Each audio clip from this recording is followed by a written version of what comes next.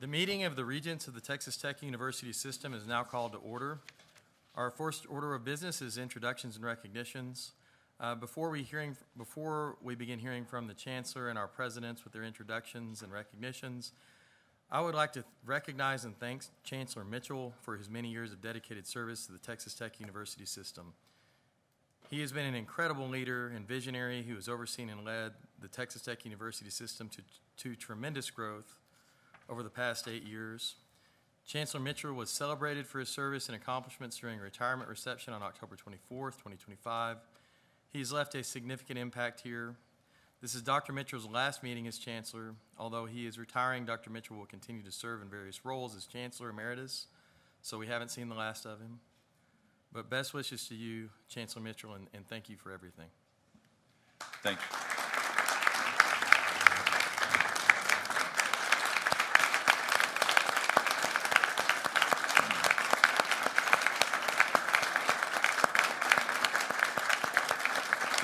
Thank you, Mr. Chairman. I was kind of hoping you'd call me your chancellorship. Well, that's after today. But as Janet and I get ready to ride off in the sunset with our grandbabies, I was reminded of a story. True story. True story. There was this fellow that had a business, was very successful at his business, and he'd grown so much that he needed to move to a new place, new spot. So a buddy of his, in order to celebrate, sent him this huge bouquet of flowers to the grand opening. And when the fellow opened the flowers up, there was a beautiful bouquet with a note in it that said, "Rest in peace." And he obviously knew there was a mistake. He got upset. He called his friend. His friend got very upset and called the florist and told the florist, you made a huge mistake with this thing. The florist said, "Look, I get it. I apologize. There was obviously a mix-up, but don't get too mad. Because imagine this, someplace today, there's a funeral going on, and somebody has a big bouquet of flowers that says, 'Congratulations on your new location.'" So things changed. This has been the last. I'm in now my 16th year in leadership positions at the Health Sciences Center and at the system, and this has been the absolute honor of a lifetime. But the things that we have going were started before me. They'll continue after me. And I am absolutely confident in the leadership of the board and the leadership of the universities and the leadership of the system moving forward. So thank you for everything that you guys have done for me, for my family. And we will always, at our hearts, be the biggest advocates for every university we have in the Texas Tech University system. And with that, I'll be handing off the baton to Brandon Creighton, somebody that I've known ever since I started at the Health Sciences Center when he was a House member before he even got over to the Senate side. And he's always worked side by side with us on everything, on every challenge that we've had in Austin and every success that we've had in Austin. He's been right there with us. So I feel that the system is in phenomenal hands. So thank you guys for everything. Brandon, you want to say something? Or do you want him to say something? Well, I'd like to say something. I mean, Ted, I've just, on a personal note, just very much enjoyed working with you and have come to have great respect for you. Very clearly your intellect is off the charts, and your dedication to this place and your passion for it. And you leveled us up, as they say. Like we have advanced on every campus and every aspect and every initiative. It's just amazing what you've led us to accomplish, and more than anything, you've led us to figure out and define exactly who we are as a system. And that cultural identification, that recognition of our strengths and our weaknesses, is something that you've nailed down. And so that's your legacy, is that now we don't need you around to tell us who we are, because now we know who we are. And so we are going to miss you, and I hope that what I just said happens, that you're involved, because there are some very important initiatives that you and only you can get done, especially on the healthcare side. And we need your help and continued involvement, and we want you around. And I've appreciated getting to know you as a friend. I have a ton of respect for you on so many levels, and just appreciate your service. So thank you very much, Dr. Mitchell. Student Regent Heath has also asked for a moment to recognize Chancellor Mitchell. So, Mr. Heath. Thank you, Chairman Campbell. So, Chancellor Mitchell, I guess just let me be one of many probably today to say congratulations on your final board meeting as Chancellor of the Texas Tech System. And so on behalf of the Joint Congress of the Student Government Associations from all of our campuses, it's really my privilege today to present a resolution expressing our gratitude for your service, especially to the students. I know that this system has really just been so fortunate to have had your guiding vision over the past 15 years, and you've grown us in our stature and not only our size and impact, but really in our purpose. And students like me have had doors opened and opportunities created and futures shaped in ways that simply would not have been possible without you. And I know that isn't true just for students, because it's true for countless people across West Texas whose lives have been touched by the work of this system. And one of the things I really appreciate and have learned to admire most about you is your people-first approach to everything, because you lead with genuine care, humility, and a consistent focus on those that you serve. And whether you were talking to the Joint Congress, the students, or the board, you show the same respect and the same interest and the same dignity and care for every single person in the room. And so you really do embody that people first every single day, and it has changed this system and really made a difference. And so this resolution really reflects the appreciation of thousands of students across our campuses. And beyond that, I hope it reflects the gratitude of an entire region that has watched you move this system forward with heart and vision and purpose. And so as one of the many, many students whose life has been directly shaped by your leadership, I want to say a big and heartfelt thank you. Thank you for always putting people at the center of every decision and for creating opportunities where they did not exist before. And thank you for reminding all of us what it looks like to lead with integrity, compassion, and an unwavering commitment to people. And there's a lot that I could say today, and there's so much more that could be said, but I know we have definitely a lot to do. So I'll end with this.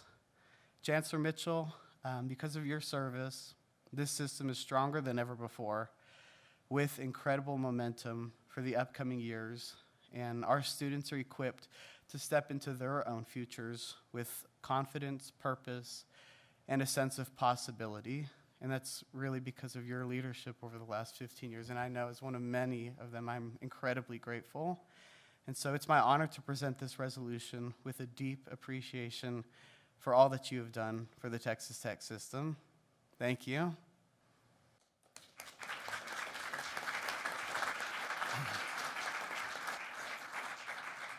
Thank you again, Chancellor Mitchell. Next, I'd like to introduce our Chancellor-elect, the Honorable Brandon Creighton. After conducting an extensive search for our next Chancellor, the board named its sole candidate on September 4th, 2025, and made that hire official on September 30th, 2025.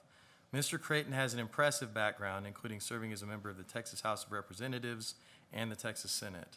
His knowledge and vision will continue to lead the Texas Tech University system to further growth and prominence as a top university system in the nation.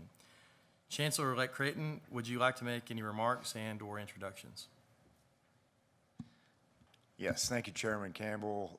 Thank you for your trust to the entire Board of Regents. I'm so very grateful for the opportunity to have been chosen to lead. I can't really go any further without just mentioning the big shoes that I have to fill with Ted Mitchell and his incredible service as Chancellor, as it's just been mentioned. And Ted, thank you for the time that we've spent so far in this transition, making our way through the system, meeting so many incredible, talented people that make this system successful day in and day out. And that will always be our goal, is to make sure that the finest universities in Texas are on the hearts and minds of all of the families across the state that are considering the next step for themselves and their kids and their higher education experience. What an opportunity, and how exciting to serve with each and every one of you. The presidents that I've been able to meet and spend time with, many of you I've already known in my capacity as the former chairman of education in the Senate and the chairman over Article 3, the higher education budget for Texas. Just as Ted, as we've been on this road show across the system, it just further validates exactly why this is the right next chapter for me and my family, working on behalf of the Texas Tech University system, because the people that make up this system are the strongest natural resource that is available to highlight the tip of the spear for the future of higher education, and not just in this state, but across this country. And what an honor to be a part of it and to join the family. Certainly, my attitude is never being second. We're going to never have ceilings, and we're going to achieve so many victories together. And just, again, what an honor and a privilege to set these goals for the future together as a team, and to work with each other to make sure that our goals are accomplished and that the nation understands that and envies it. I do want to also thank my fiancée, Tamara, that has been so supportive through this entire process. I wanted to mention Tara Clements, who has been with me for over 2 decades, which is hard to believe. But Tara will be our Chief Strategy Officer, and Tara's statewide relationships, her budget expertise in education and throughout the budget, quite frankly. Again, just what she's delivered, not just for funding, but for major initiatives and accomplishments across this state with me throughout the time that we've been together. I'm very excited for all of you that haven't met her yet to meet her and to understand the value that she will bring to the team as well. Court Mansky, I know that many of you have met Court already as well. He, again, is one of the most respected in higher education policy. Again, he's widely considered to be one of the top budget experts in the state budget in this space. And Court has delivered some of the most impressive sweeping reforms for higher education that will be talked about for many, many years to come. And we're happy that he'll be a Deputy Strategy Officer coming in. Katie Cooper, a proud Red Raider, has been on my capital team for a long time. She's moved to Lubbock, and Katie's worked for Governor Abbott and for the House parliamentarian, and she'll be a strong part of our team on establishing the trend, not just making through the transition, but helping us establish goals for the future. And then Erin Wilson, that many of you have already met as well. She won't be working directly for the system, but she'll be assisting us with communications coming from the U.S. Capitol and the state capitol and the White House. And she is the best at what she does. Chancellor Mitchell, again, thank you for your leadership. All the years we've worked together in the trenches on behalf of the Texas Tech system, and what a leader you are. You definitely have a never quit attitude, the grit, the fortitude. It was apparent in the halls of the Capitol when others would give up. The passage of the vet school alone, he was, I can just tell you, formidable, as all of you were advocating. But what an honor to partner with you during those days and to be a part of it now. So my door is always open. I won't ever be able to do this job alone. I certainly will do my best to inspire everyone that I work with to achieve limitless goals, again, with no ceilings. The future of Texas Tech University system is wide open. We've got the momentum, the talent, and certainly the mission and the purpose. And with the board's leadership, Texas Tech will, again, be the tip of the spear for higher education in this state and across the country. Proud to join you. Thank you.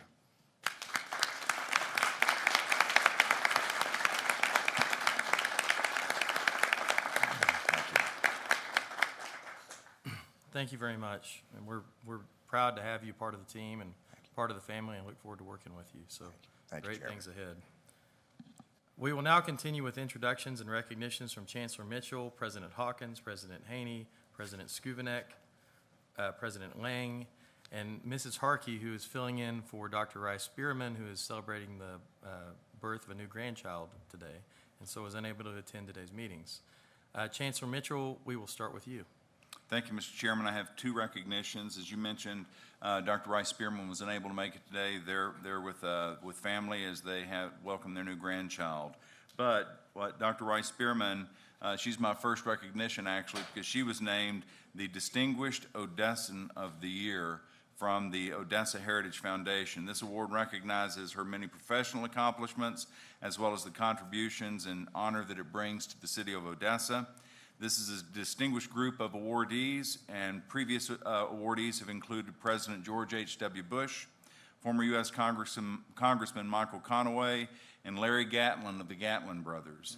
So I would like to congratulate Dr. Rice Spearman. It's a feather in her cap, but it's also a feather in the cap of the Texas Tech University system.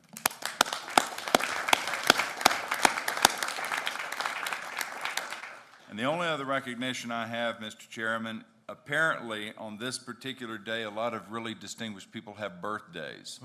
Amongst them, former Chancellor Kent Hance, the Speaker of the House, Dustin Burrows, but most importantly today in this meeting is our illustrious president from Texas Tech University. What's your name? Dr. Lawrence Skuvanek. So I won't insult him by leading us in a happy birthday song, but I would like to congratulate Lawrence on another year well lived. Thank you.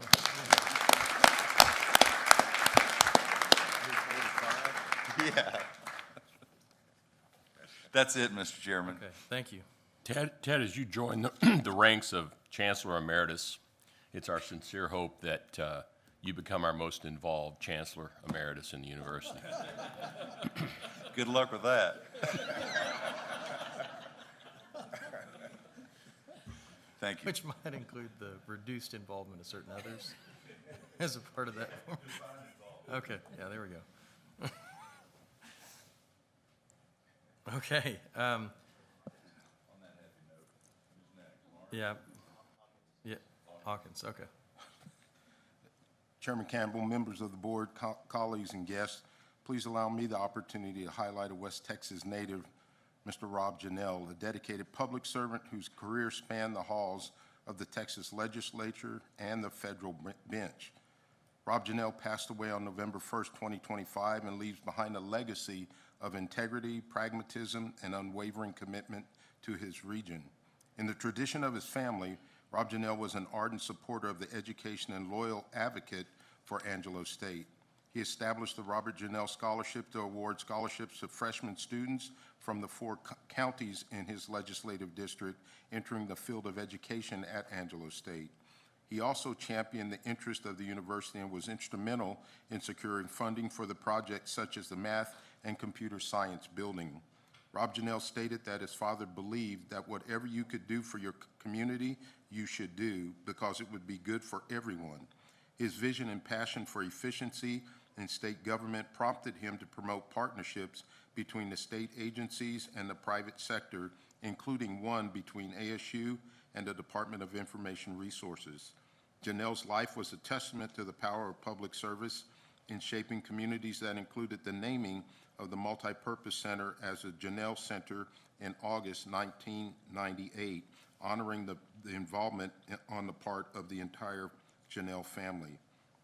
From the gridiron to the courtroom, Rob Janelle's energy and integrity inspired many, ensuring West Texas's voice was heard in Austin and beyond.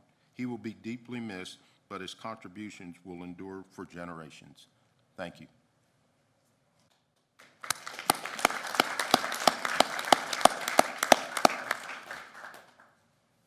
I think we have a slide for Valentine's Hall.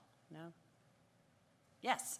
So we were very excited for the grand reopening this September of our Signs Hall, which had changed almost not at all since I was there. It was a 60-year-old facility. It was massive upgrades in infrastructure, but also an extension of over 7,500 square feet. We had a fabulous day of celebration with community leaders there and the Chancellor Mitchell, as well as Billy Breedlove. We were very grateful for his team working with Whiting Turner to bring it in on time and on budget, which we had labs scheduled, so we had to have it open. And we are very grateful to Vicki McCoy and her husband James.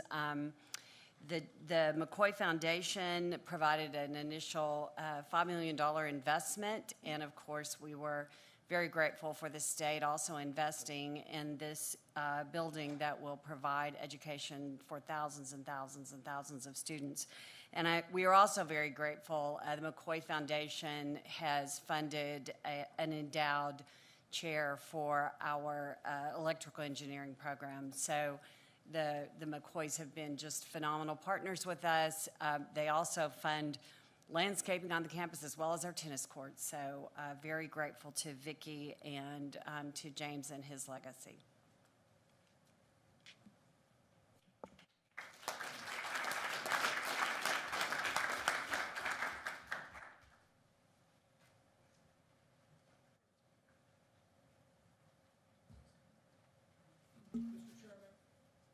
Mr. Chairman, I have one introduction today, and that is Coach Jerry Glasgow and student athlete and pitcher Nigel Kennedy. We had intended to recognize the softball team, Coach Glasgow and Nigel, in August, but they were unable to join us, so we're especially glad that they could be here today. In his first season as our softball coach, Coach Glasgow took this program to levels we had never experienced before. They won both the Big 12 regular season championship and the tournament championship, and they secured the first spot in the World Series for us in university history. While there, they eliminated four-time defending champion Oklahoma. I have a lot of family in Oklahoma, and I took great pleasure in that. And then they played in the final game of the season for the national championship. Nigel Kennedy was a leader on that team in many ways, and she earned the 2025 Honda Sport Award for softball for the second consecutive year. She was named the Big 12 Pitcher of the Year and led the nation with 34 wins and a 1.11 ERA. We were so proud of the way they represented Texas Tech. I think everybody was so caught up in what they were doing last summer. We look forward to that experience again this spring, but no pressure, Coach. Thank you all for what you've done and being here today.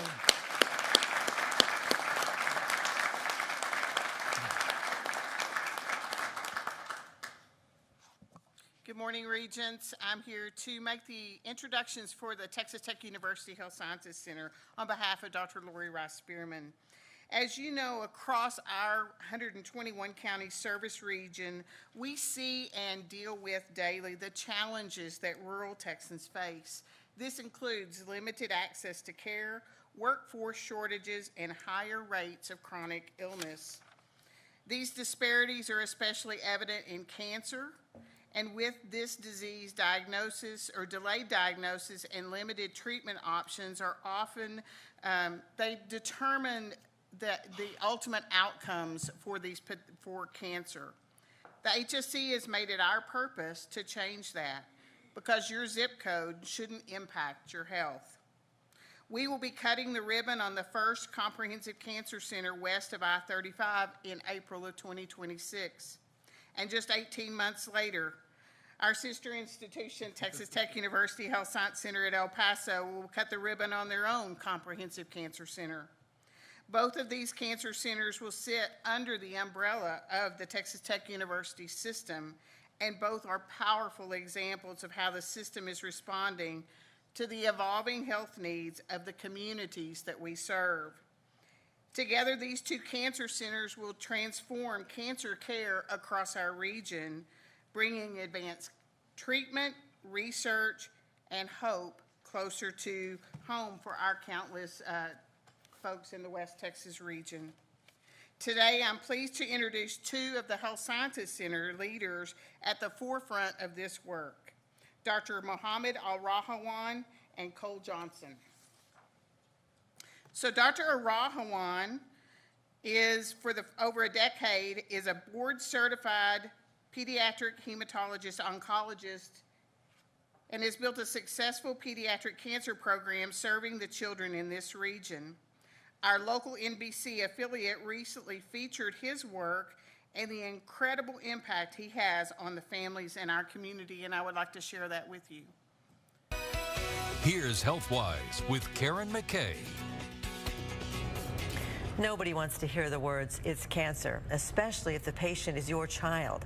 September is Childhood Cancer Awareness Month, and today is the final day of the campaign, but the message continues that cancer is not a death sentence anymore. There is hope, and a lot of that hope for children with cancer comes from right here in Lubbock. Imagine how hard it was for Emmy's parents to hear that she had neuroblastoma, a type of cancer that starts in the nervous system.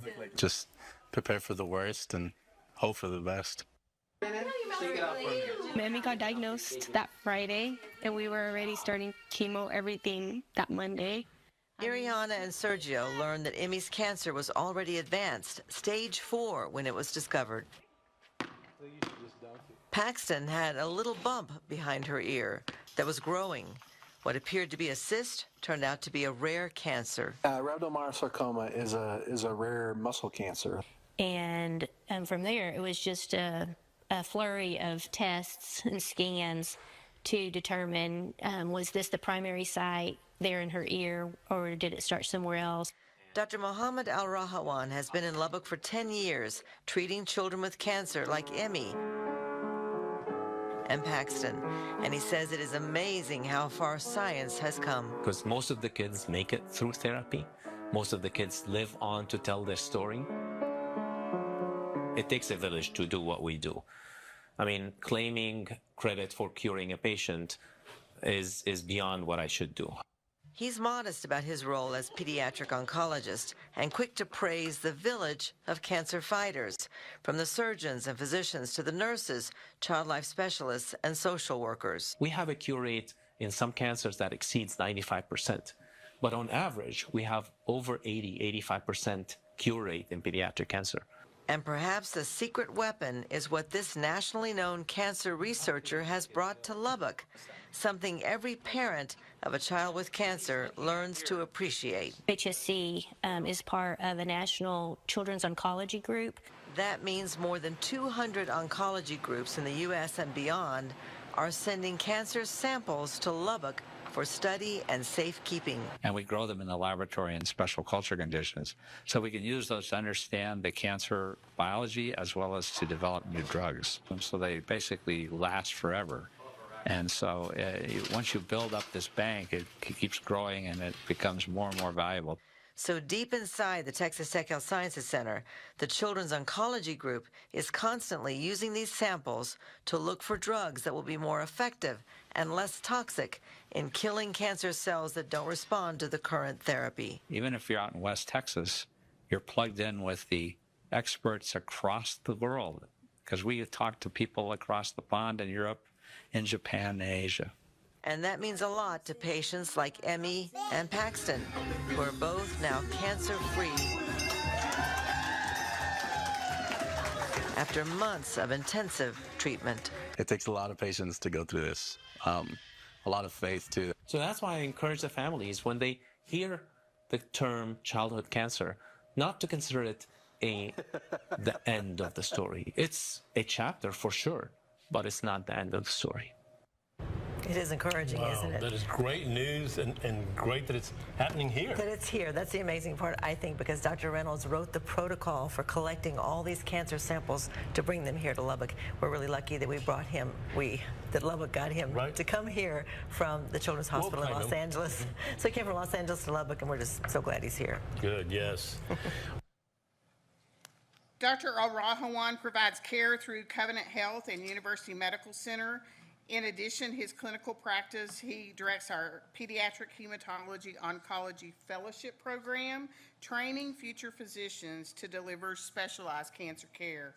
Dr. Al-Rahawan is also the Executive Director of our Rural Cancer Collaborative and has brought together a multidisciplinary team across our entire region of researchers, clinicians, and data scientists to improve early detection and screening options, enhancing data-driven cancer care, and expanding access to specialized cancer treatments. Our vision is simple: to deliver the best cancer care possible as close to home as possible.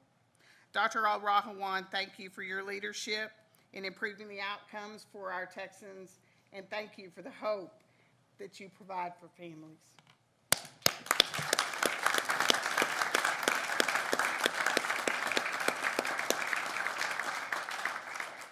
Next, we have Mr. Coleman Johnson. Cole is a familiar face across the Texas Tech University system and the Texas Tech Health Sciences Center, having been a member of our team for over 13 years. In September, he was appointed as Senior Vice President for the Division of Rural Affairs, leading a division that unites our rural and telehealth initiatives in bringing together the F. Marie Hall Institute for Rural and Community Health and the Institute of Telehealth and Digital Innovation.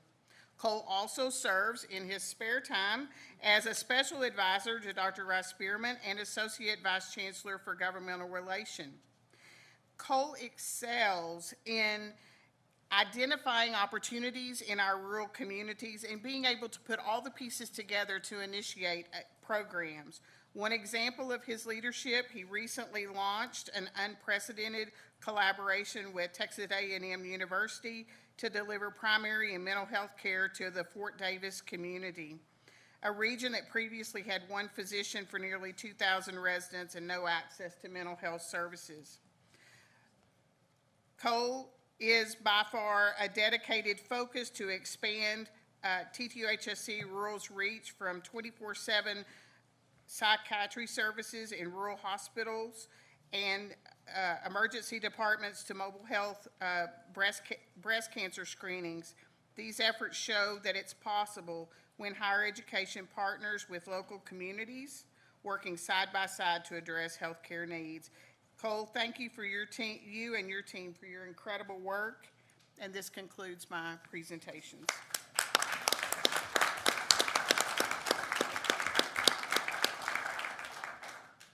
Mr. Chairman and Regents, I have one recognition, but before that, again, I want to thank Mohammed. We're also part of the Children's Oncology Network, one of the 200 centers, and we had some of our pediatric oncologists leave, and so we were understaffed. Mohammed and his partner have come and continue to provide care to our children as well. Again, Mohammed, I want to thank you for that, and also it talks to the collaboration we have for providing cancer care to all of rural Texas. Now for my introduction, I'm going to introduce you to Dr. Eric Roran. I'm pleased to announce he's the Dean of the Foster School of Medicine. Eric is originally from Minnesota, where he graduated from St. Olaf University. He went to Mayo Clinic, where he received his MD degree, and also his PhD as well. He left there to do radiology training at Duke, was on faculty there, and then had the insight to move to Texas, where he's been for the last several decades. For about a decade at MD Anderson, where he directed their nuclear radiology efforts, and then as the Baylor College of Medicine Chair of Radiology for the last 11 years. We had 43 people apply for this position, and it was an extensive search involving faculty, staff, students, and community members as well. And in all groups, he was the overwhelming choice. And probably Bobette summed it up better last night. Eric's been on the job for 6 weeks now. His wife, Nancy, can't join us. She's lecturing internationally, as does Eric. She happens to be in Hawaii. It was a tough choice between Lubbock and Hawaii, but she had made a commitment. But last night when Bobette got to the hotel, she said, besides being the best dean the medical school's ever had. He's a big deal in radiology, too. I said, I know. So we'd like to welcome Eric Roran. He's a great partner. He's known for his integrity, his leadership, his communication, his people skills. And when there was something difficult to do at the Baylor College of Medicine in Houston, Paul Klopman, the dean, would assign it to Eric to take care of. And so we're glad to have him in El Paso. Eric, thank you for joining me.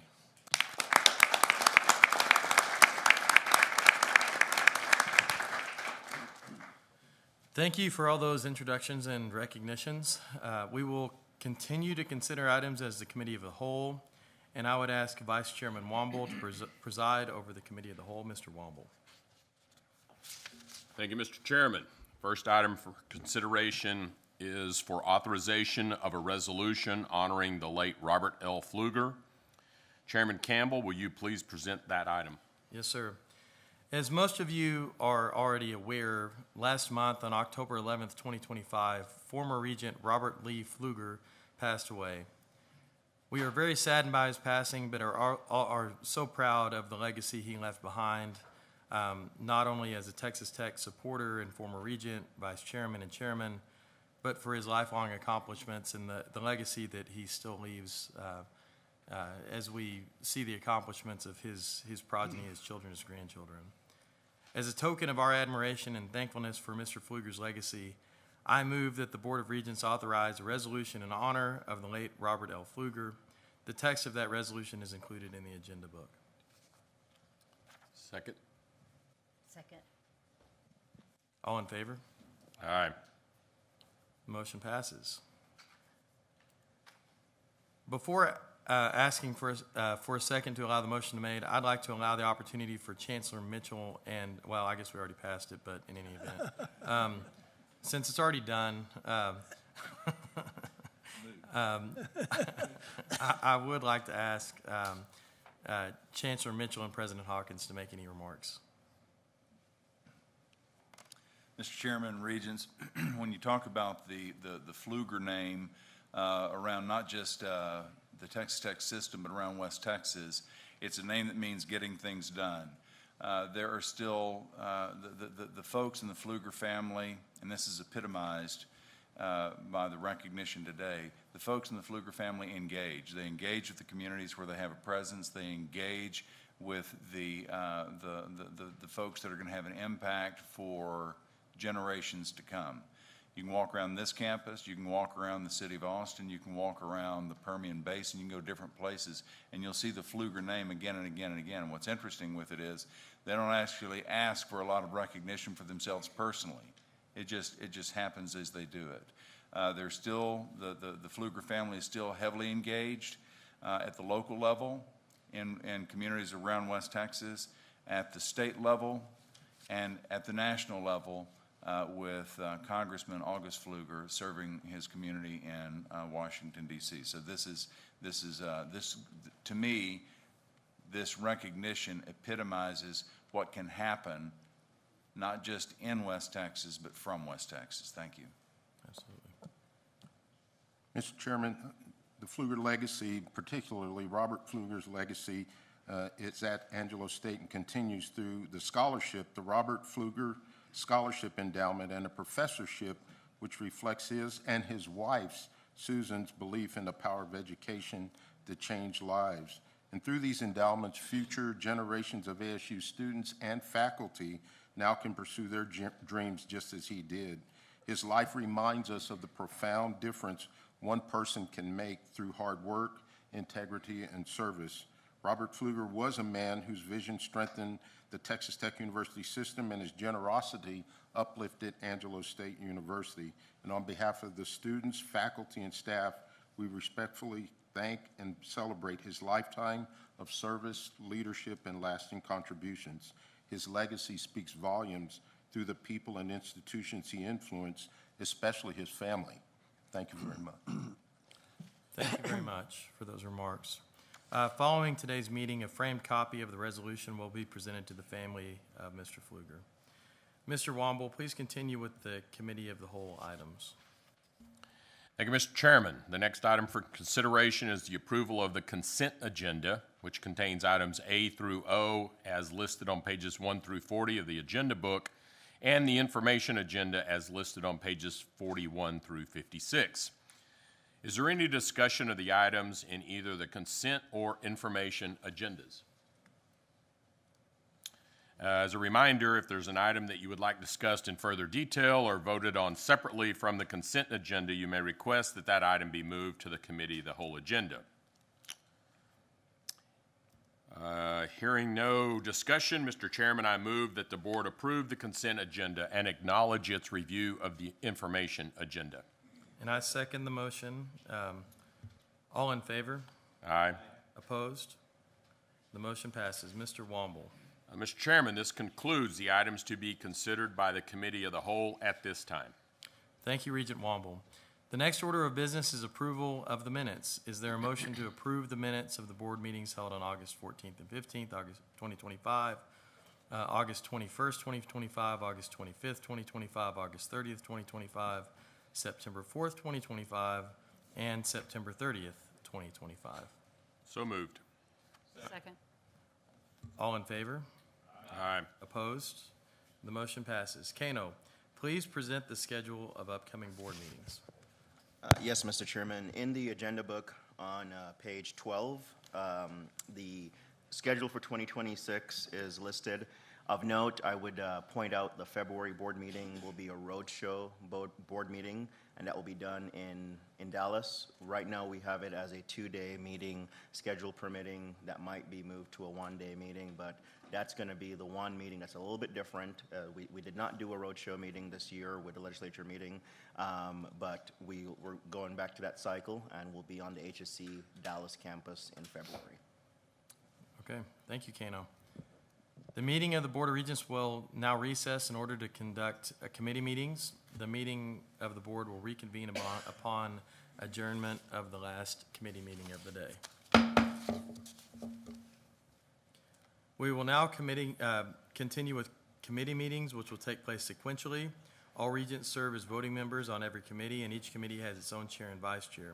The student regent serves as a member of the ACS committee and is, as mandated by state law, is a non-voting member of the board. Actions resulting on these items from each committee are final and do not require additional approval by the full board. We will begin with the audit committee. Regent Gordon serves as chair and Regent McCreakin serves as vice chair of that committee. Regent Gordon, please continue with the audit committee meeting. Thank you, Chairman Campbell.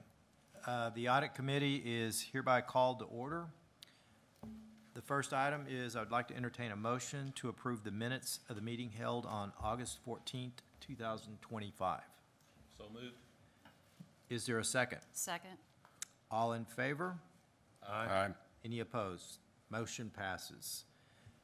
Ms. Jack, would you please present item 1 for the committee? Thank you. Yes. Good morning. Every November 1st, our office is required to submit an annual report to the state, and so we typically use this November board meeting to go through some of the highlights from this annual report. So in fiscal year 2025, our office issued 68 reports. We completed 73% of the planned engagements on our annual audit plan, and we completed 3 unplanned investigations. At the end of 2025, we had a total of 8 engagements in progress, and as of this board meeting today, we have completed 6 of those. There were 2 engagements that we decided to carry forward. We didn't get to those in 2025, so we carried them forward to 2026 based on the risk, and then we canceled 5 engagements from last year's plan. The next 2 slides just really show of those engagements that we issued in 2025, kind of how they fall into the big buckets of strategic initiatives for our institutions. And so our goal is to, make sure that we cover or provide coverage through audits into all of these different buckets. So I know the lettering is small on there, but you can see that we have several audits in each of those areas, including, student success and academic quality, research creative scholarship, the outreach engagement area. Many of those in that bucket are the foundation financial statement audits that we're required to have, and those are performed by external audit firms. And then we have a number of IT and cybersecurity projects that we do every year. The largest amount is in the finance and administration area, and then we also have several in the facilities area, and many of those are the construction cost audits that our office partners with FP&C on, and we get external auditors to do that as they are experts in construction audit area. Then in addition to highlighting the audits that we do in our annual report, we also have a listing of what we call other value-added activities. And so we serve on many different committees and things across our institutions. And so this is just a sample of those that we are participating in. And then we also provide training to faculty and staff. One of the main trainings that we present is fraud prevention training to employees. And we just, it's important for us to serve on these institutions because it really gives us insight into the different strategic initiatives at our institutions, and, as well as just helping us build those relationships across our campuses.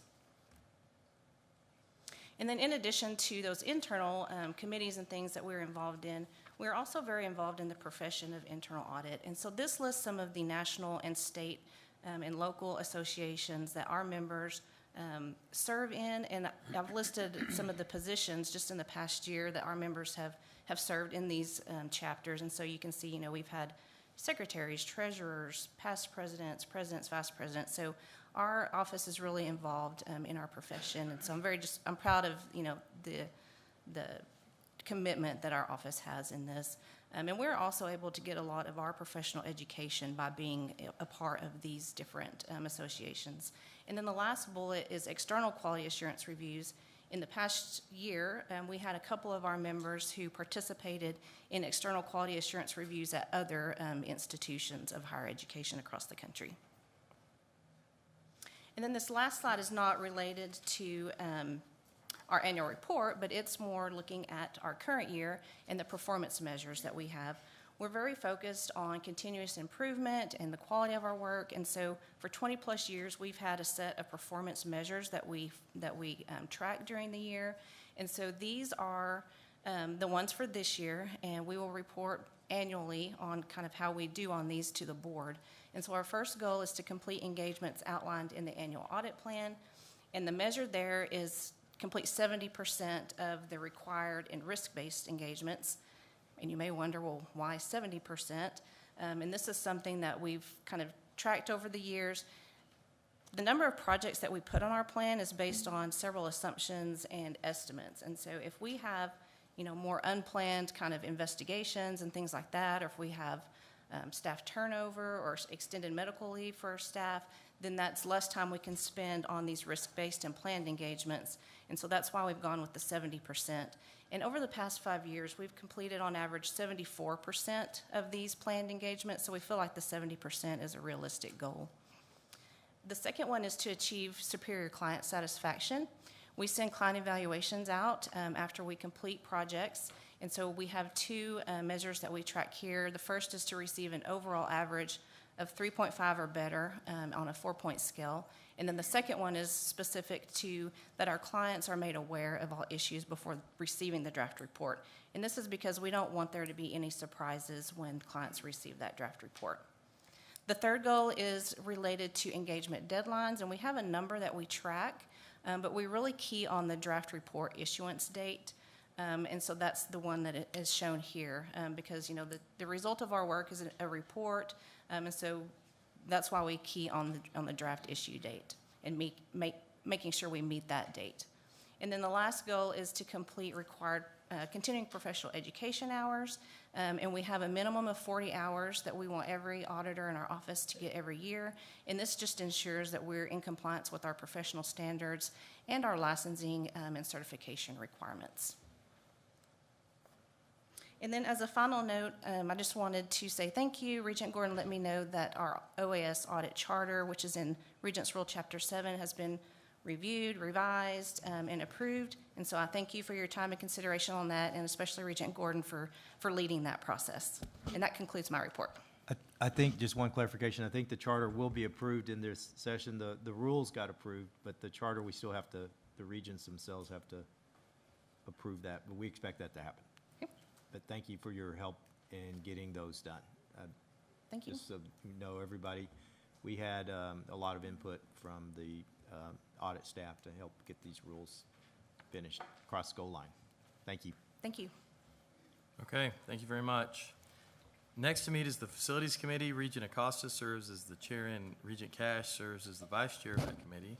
Regent Acosta, please continue with the Facilities Committee. Thank you, Mr. Chairman. Mr. Chairman, we just need to adjourn the audit committee for the minutes as well. So Gordon, could you? Yeah, just real quick. Do we have any questions or comments on Ms. Jack's report?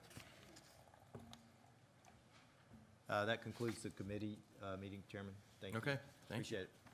All right, as previously stated, we will now move to the Facilities Committee meeting.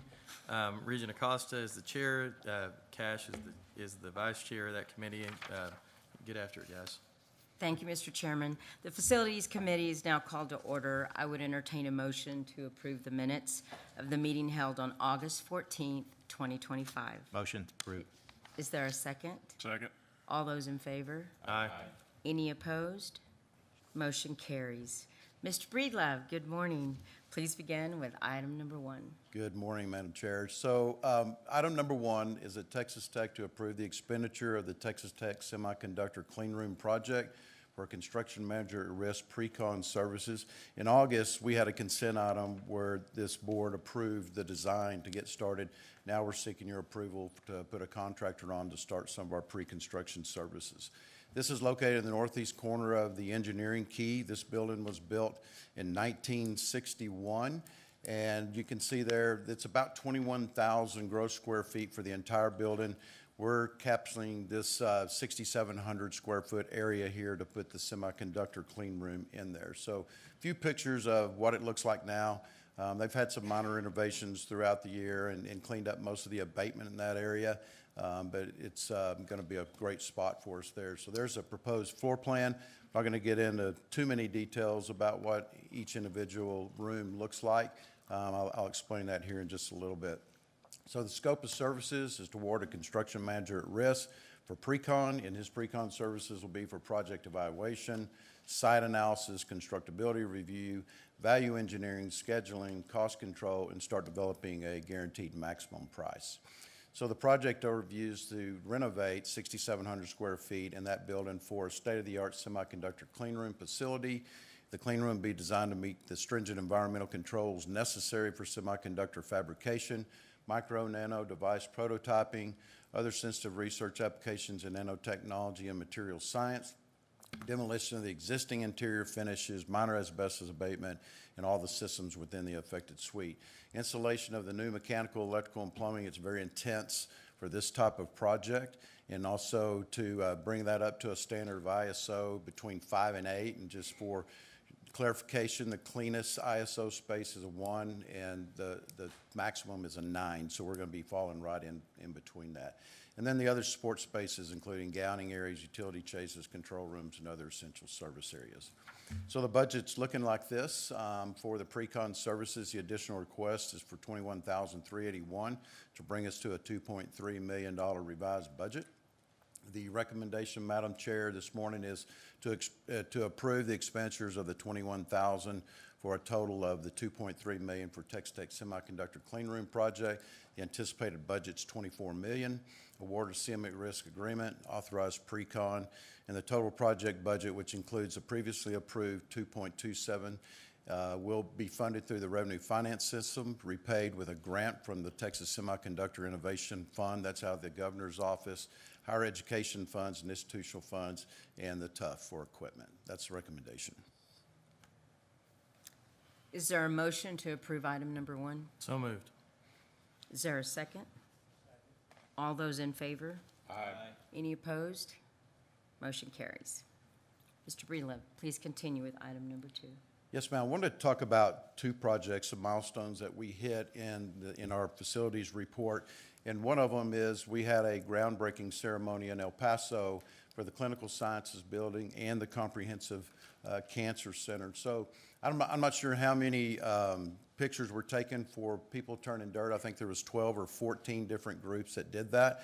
But I wanted to recognize a few people that were very instrumental in getting us to this point. So in the top right photo, we have President Lang, we have Representative Mary Gonzalez, who played a vital role in getting our appropriated money, Senator Cesar Blanco, and UMC President and CEO Jacob Cintron. So those guys right there and that lady have really helped us move this forward. The bottom left is the Fox family that the Cancer Center is named after. And then on the bottom right, representing the Hunt and the Hunt Foundation are as some very nice donors for the project. A few more pictures. Is quite a celebration, probably 700 people maybe. It was packed. It was a great environment. The community came out and really supported the project. But this is where we are right now. We're starting the dirt work. We're doing foundations, below slab, utilities that you've approved in the past. We're putting in 2 tower cranes on this, so the foundation's going in there. And you just approved in the consent item GMP 3, which was for a lot of the work, in the core and the shell and the building systems. I'll plan to come in February at the Dallas meeting and get the final GMP to wrap this thing up and have it bought out. So we're sitting probably about 90% bought out, somewhere in that area. But you'll see this one more time, get it started. Mr. Chairman, if you don't mind, could I make just a couple of comments about this? The Fox Cancer Center is the first comprehensive cancer center in West Texas and in the El Paso region, and this is done in partnership with the University Medical Center in El Paso. And I can't tell you how much this center will provide help for the West Texas community and El Paso. It'll provide world-class comprehensive cancer care for patients that in the past would have to travel hundreds of miles. And this project wouldn't be possible without the $130 million of legislative appropriation that was spearheaded by Representative Mary Gonzalez. Her leadership, support, and incredible dedication, I think, helped get this project across the finish line, and I really appreciate her help. And I'd also like to recognize our partner UMC, who is partnering on this project.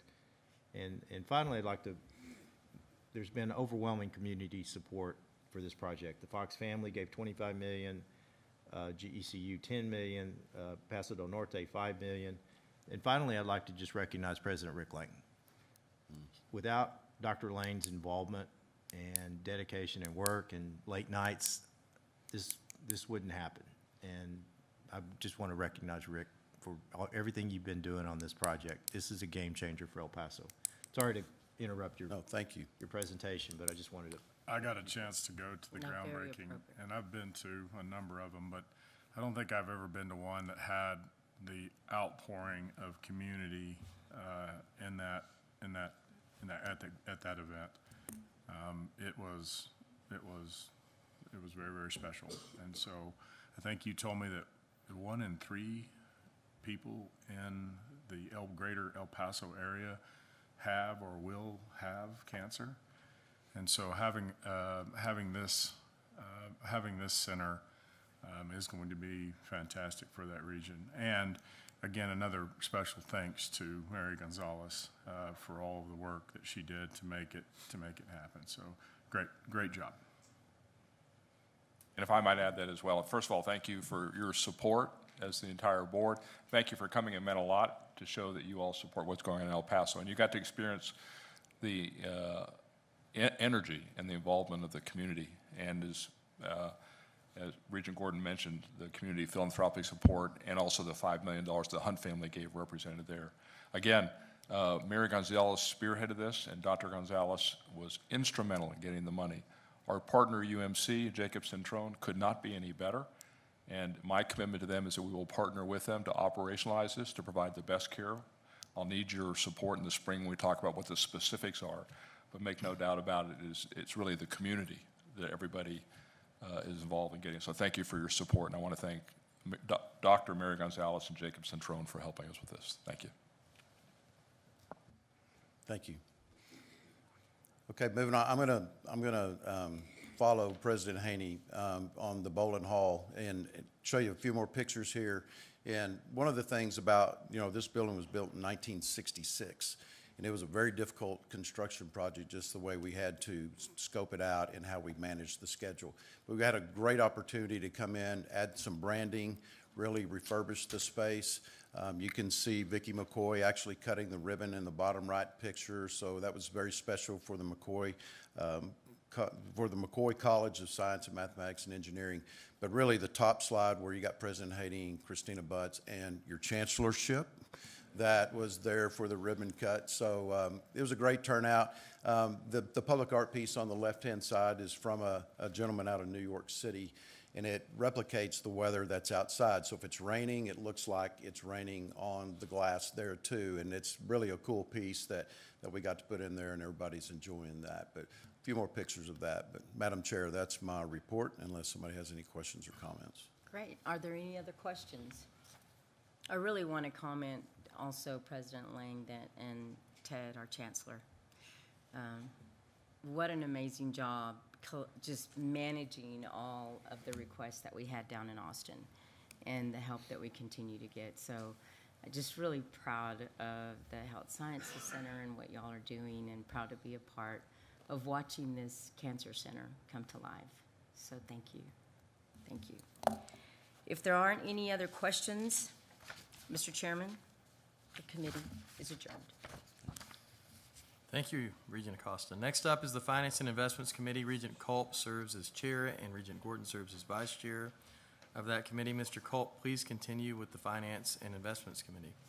Thank you, Mr. Chairman. The Finance and Investments Committee meeting is called to order. I'll entertain a motion to approve the minutes of the meeting held on August 14th. So moved. 2025. Second. Thank you. Is there, all in favor say aye. Aye. Any opposed? The motion passes. Good morning, Mr. Malden. If you would, please present item number 1. Good morning. Thank you, Chair. Be happy to. This is my annual chance to talk to the board about the endowments across the system. We're very familiar with the LTIF. That is where a vast majority of our endowments sit and reside, and Tim will talk to you in a minute, Tim Barrett, about the investments there.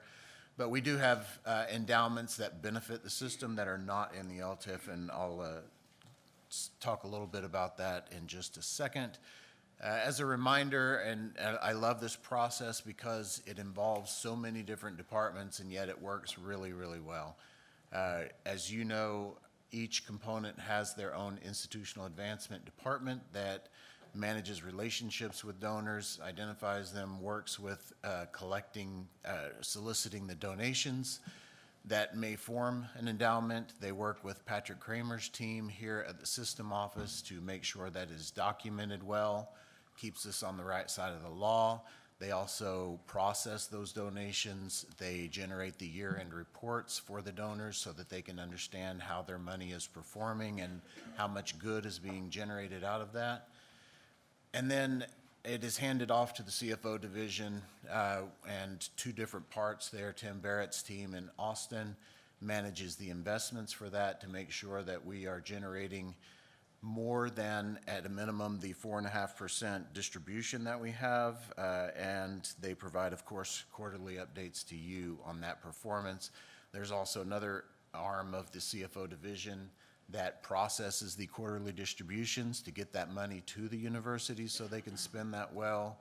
They also process year-end entries and make sure that is represented in the ACFR, the Annual Consolidated Financial Report.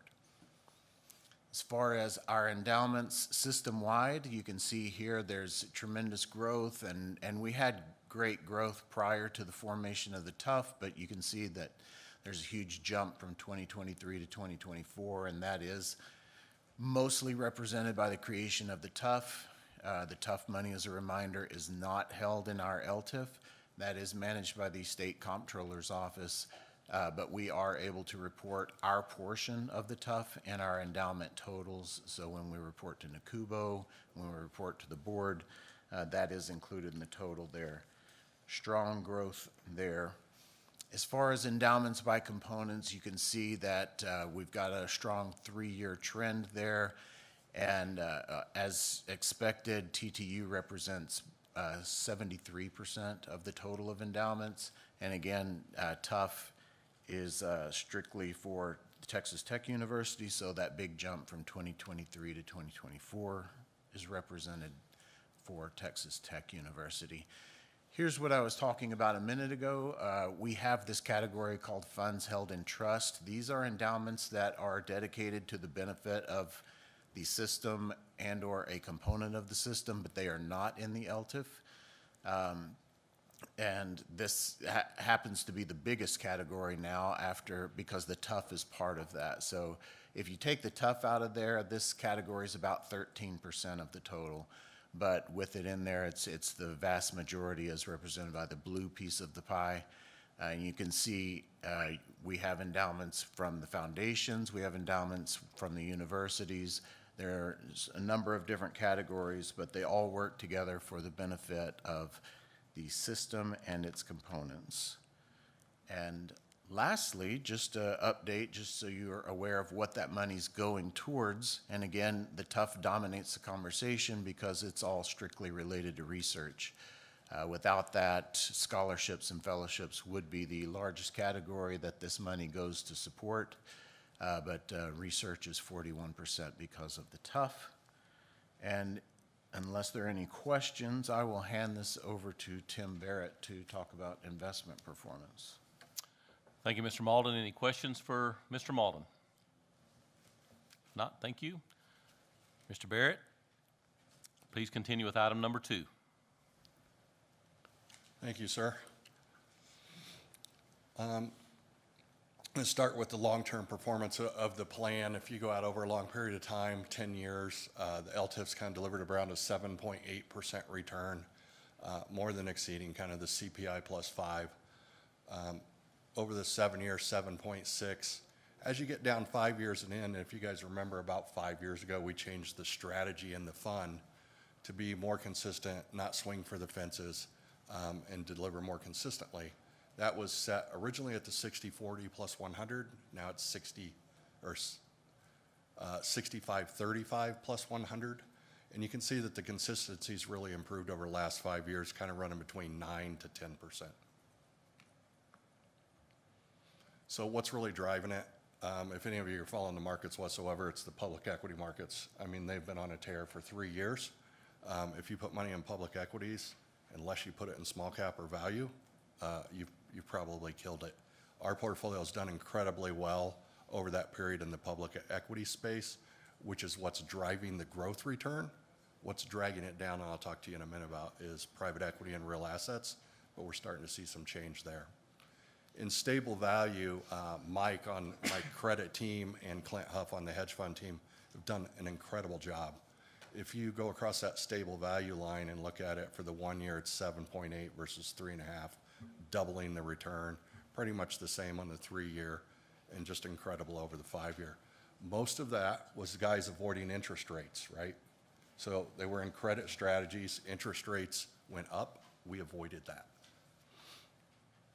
So how have we done long-term? We're slightly behind the LTIF policy benchmark, but you can see the goal of this whole thing is to stay on that stable line that, I'm gonna say it's a tan color, CPI plus 5.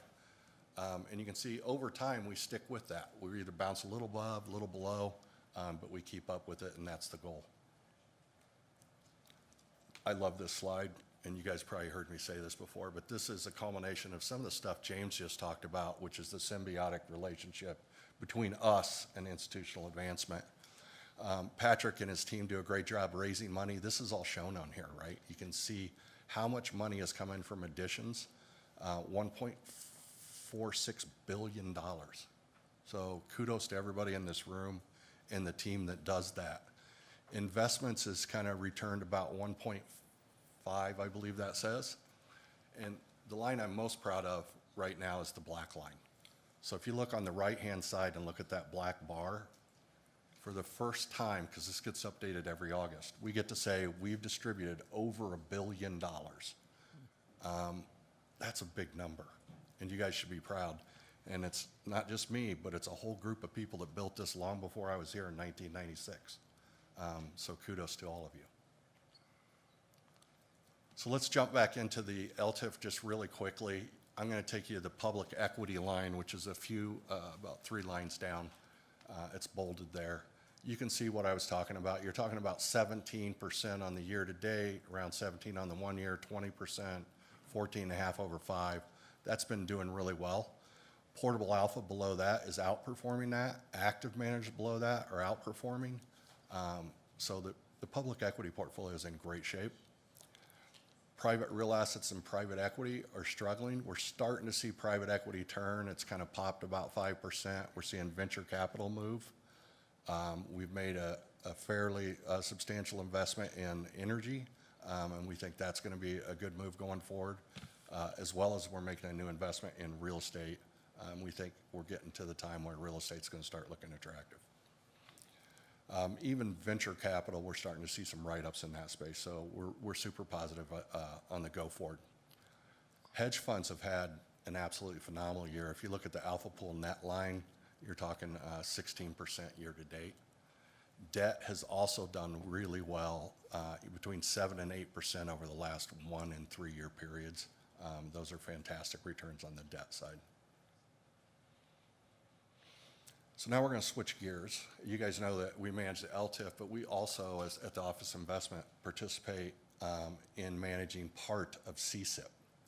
So the total CSIP, if you remember, is made up of really cash and contingency, those 2 parts, plus what we call NCS, which I never loved the name, non-current segment, but that's where you take the risk in the operating funds. So the total CSIP's running around 8.8% for the 1 year period, and 8.4 on 3 years, so doing incredibly well. We benchmark that total CSIP against the 60/40. Why do we do that? Because about 60% of the assets is in NCS. Think of that as the more risk-seeking portfolio, and 40 is in cash and contingency. And you can see that here on the target weight versus the actual weight. They're both right there, 60 and 40%. So how's the non-current segment done? It's running around 11%, 10 to 11% year to date through the 3 year period. Cash and contingency's doing fantastic at delivering over 4.4% over the 3 year period and 4.2 over the 1. So net, it's doing quite well. This is the non-current segment that's run in my office. You can see that the growth line is doing quite well, 16.4%.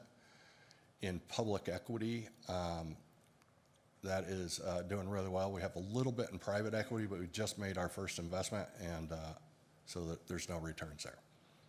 Stable value is doing really well at 4.8 and 4.7. Most of that driven by the private debt. As you can see, that's the high performer at 5.8 for the 3 year period and 5.1 for the 1 year. The cash segment's run by the Treasury Department. I would just point out that yields have actually been quite stable through this period. If you look at bank accounts, the Logic ST or the Texas class, and go from June to August, there's not a lot of volatility in those rates as one might think. So they're holding up quite well. Clay does a great job managing this and in the Treasury office.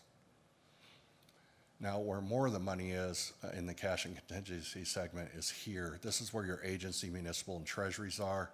They've done a great job picking up yield and pushing money into municipals and agencies.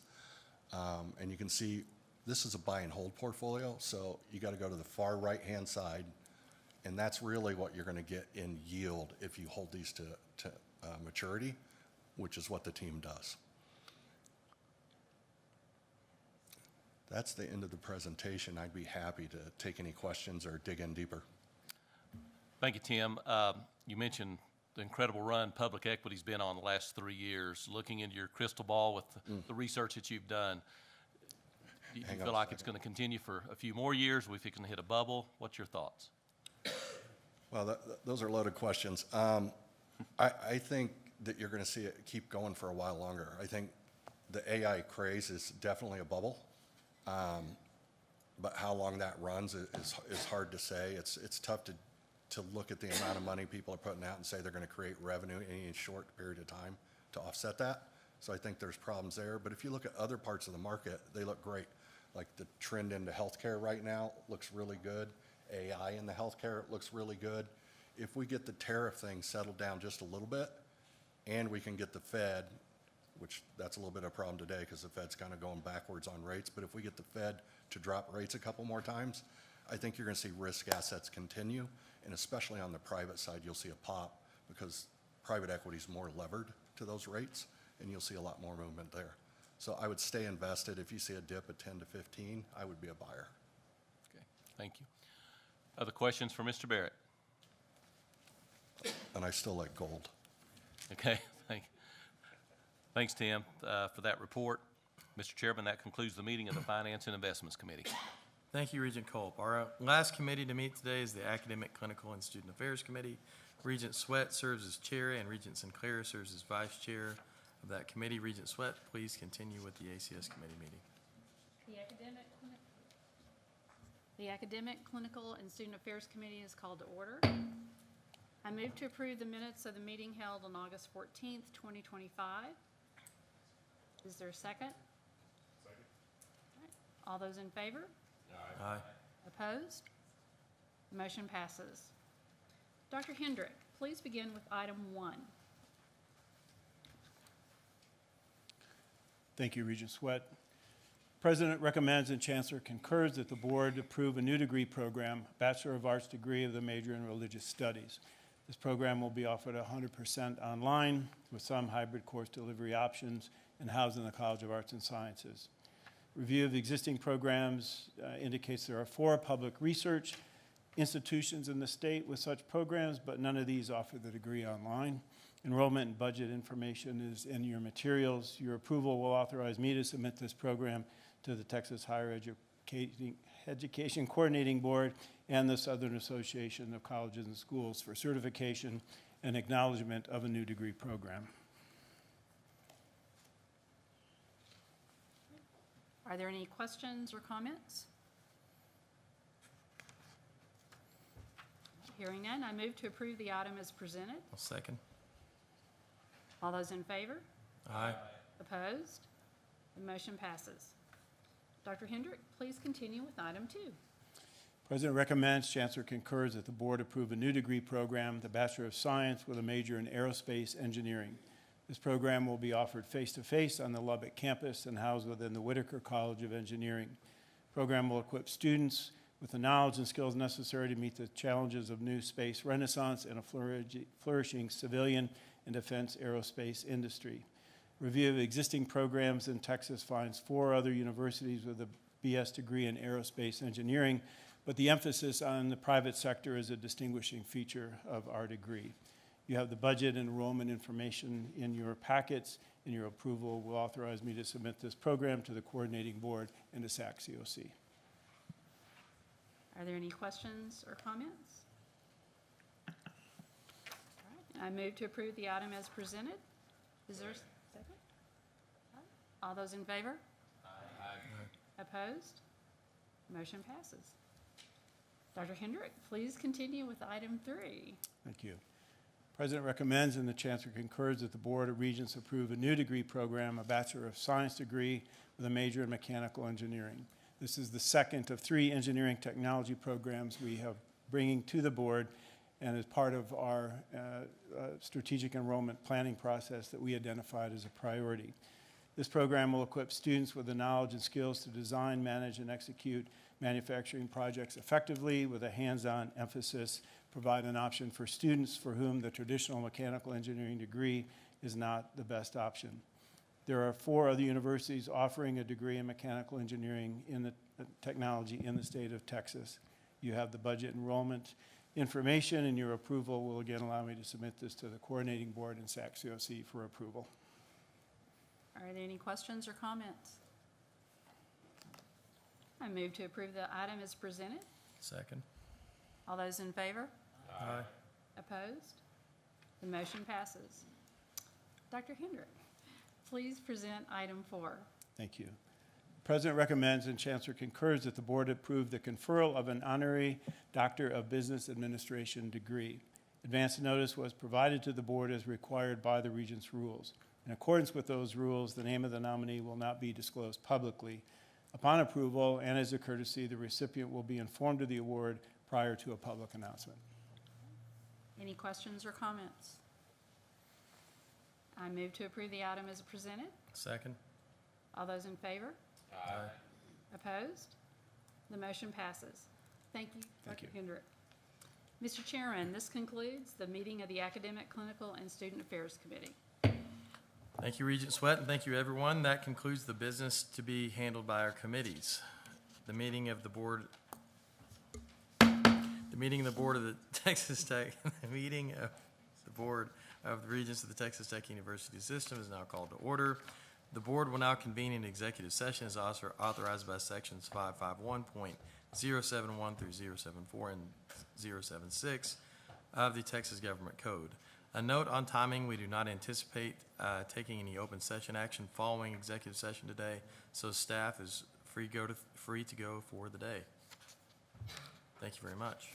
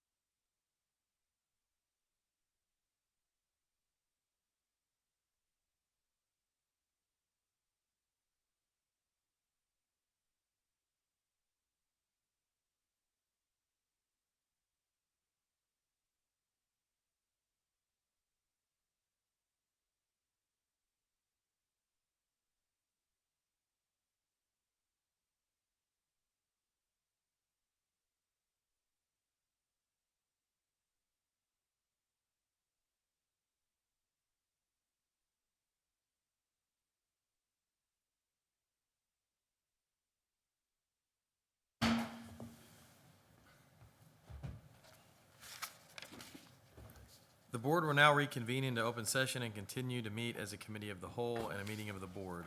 Regent Womble, please present the motions regarding the items discussed in executive session. Thank you, Mr. Chairman. Despite your references to the audience earlier that there would be no motions, we actually do have a couple of motions. First motion is, I move that the board approve amendments to the board policy statement updating the audit committee charter, all under the terms and conditions set forth in executive session. Is there a second? Second. All in favor? Aye. Opposed? The motion passes. Secondly, I move that the board authorize the chair of the finance committee and the system's chief financial officer to conclude the negotiations and execute the necessary documents for a real property transaction involving the chancellor's residence to be owned by the Texas Tech University system, all under the terms and conditions set forth in executive session. Is there a second? Second. All in favor? Aye. Opposed? The motion passes. Mr. Chairman, there are no additional action items to be taken on the remaining items discussed in executive session. Thank you, Regent Womble. The final item of business is announcements. Are there any announcements at this time? Hearing none, and there being no further business to come before the board, do I hear a motion to adjourn the meeting? So moved. And I'll second that motion. All in favor? Aye. This meeting of the Board of Regents of the Texas Tech University System stands adjourned.